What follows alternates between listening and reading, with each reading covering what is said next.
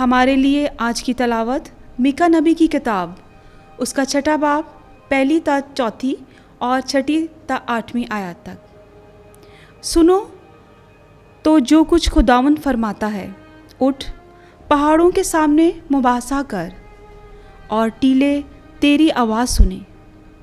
ए पहाड़ों और ए जहान की महकूम बना दो, खुदावंद का दावा सुनो, क्योंकि खुदावंद अपनी उम्मत पर दावा करता है और इसराइल पर हुज्जत साबित करेगा।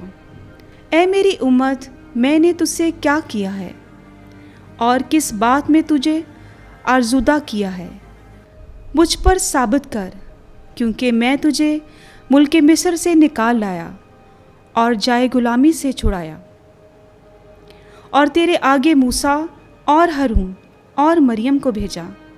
ए मेरी उम्मत, मैं क्या लेकर खुदावंद के हजूर आऊँ और खुदाए मुतहाल को सजदा करूँ?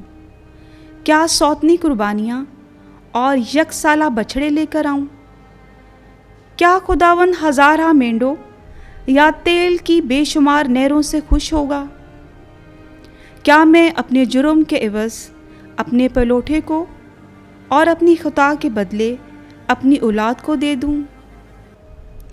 ए इंसान, तुझे क्या दिखाया गया है कि नेकी किस बात में है और कि खुदावंद तुझसे क्या तलब करता है, यानी कि तू अदल को अमल में लाए और रहमदिली को अजीज़ जाने और अपने खुदा के हजूर फरोतनी से चले।